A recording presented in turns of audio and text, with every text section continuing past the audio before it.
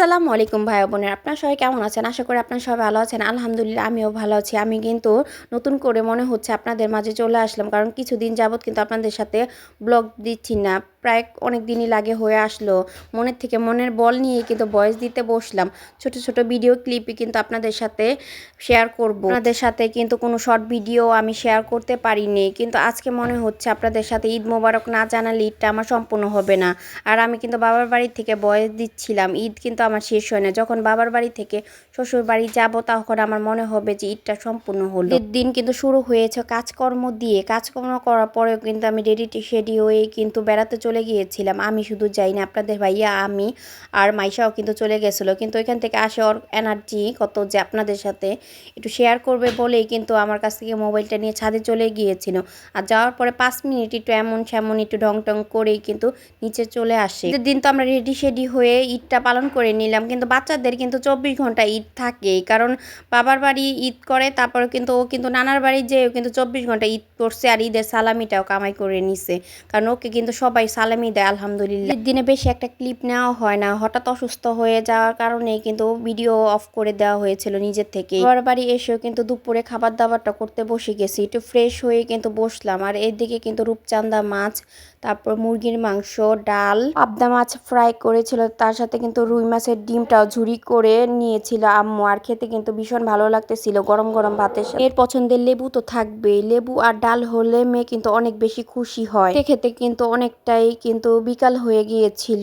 অবশ্যই আপনারা কিন্তু আমাদের জানাতে পারেন কমেন্টে যে আমার ভিডিওটি দেখে আপনাদের ঠিক কেমন লাগে। এদিকে কিন্তু ভাবি অনেকগুলো চকলেট নিয়ে আসছে আমার মেয়েকে দেওয়ার জন্য, কারণ বাইরে থেকে আসছে ওই চাচা, তাই নিয়ে আসছে। আর এখানে কিন্তু চকলেটগুলো ভিডিও করে নিলাম। বাহিরের যেটাই হোক না কেন আমার কিন্তু দেখতেও যেমন ভালো লাগে, আর এই চকলেটগুলো কিন্তু খেতেও বেশ ভালোই ছিল। এদিকে নানু তার নাতিনের জন্য কিন্তু এইভাবে পুডিং বানিয়ে ফ্রিজে রেখে দিয়েছে, পুডিং পছন্দ করে। আমার মেয়ে তো দেখে অনেক বেশি খুশি হয়ে গেছে, নিজের থেকে কেটে কেটে নিচ্ছে। আর এইদিকে কিন্তু ও কাটবে, ও সবাইকে দিয়েই কিন্তু পুডিংটা খাবে। সময় মতো কিন্তু আম্মুই কিন্তু পুডিংটা বানায় বাসায় সবার জন্য। এখন কিন্তু আমিও টুকিটাকি পুডিং বানানো শিখে গেছি, একমাত্র মেয়ের জন্য আর মেয়ের বাবার জন্যই কিন্তু এই পুডিং বানানো। তাহলে কিন্তু সবাই কিন্তু শর্টকাটে কিন্তু ডিম আর দুধ দিয়ে আর চিনি দিয়ে কিন্তু পুডিংটা বানিয়ে নিতে পারেন। কাটে খাবারের মধ্যে কিন্তু আমার একটা পছন্দের ডেজার্টও বলতে পারেন। এটা তো মেয়ের পিস করা হয়ে গেল। আমি টেস্টটা বলে দিই, টেস্টটা কিন্তু ভালোই ছিল খেতে। আমি কিন্তু অল্প যদি পুডিং খাই, পুডিং দেখলে কিন্তু মনটা ভালো হয়ে যায় কেন যেন। আমি কিন্তু সালামি পাওয়াটা কিন্তু এই বছরে মিস করিনি আলহামদুলিল্লাহ। আমি কিন্তু সালামি কম আর বেশি কিন্তু পেয়েই থাকি, আর সালামি পাওয়ার পরে অনুভূতিটা যে কেমন বোঝানোর মতো না। কারণ আলহামদুলিল্লাহ আমার শ্বশুর বাড়ি থেকেও কিন্তু প্রায় অনেকেই কিন্তু আমাকে সালামিটা দিয়ে থাকে। সবাইকে ধন্যবাদ জানাই। হয়তোবা আমার ভিডিও দেখবে, হয়তোবা কেউ নাও দেখুক, মন থেকে ধন্যবাদ। ছোটবেলা থেকে তো কম বেশি ঈদের সালামি এমন কেউ আছে যে না পেয়েছে, ঠিক আমিও কিন্তু পেয়েছিলাম, তাই এখনো ভালো লাগে। কিন্তু আমার একমাত্র ছোট ভাইকে একটু ছোট্ট করে দেখিয়ে নিলাম আপনাদেরকে। ওই তো ডিস্টার্ব বোধ করতেছিল, তাও একটু দেখালাম। তো আস্তে আস্তে কিন্তু রাতে ডিনারেও চলে আসলাম।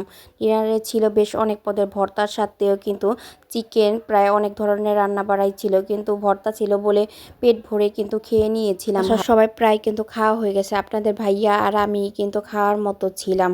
তো এই যে বসে এখন খেয়ে নিচ্ছি, আর বেশ ভালো লাগতেছে। তার পাশাপাশি কিন্তু আমার আম্মু ছিল সামনে, তো টুকটাক কথা বলতেছিলাম আর খাচ্ছিলাম। ভিডিওটা এই পর্যন্তই। পরবর্তী ভিডিও দেখার জন্য সাবস্ক্রাইব করুন। আল্লাহ হাফেজ।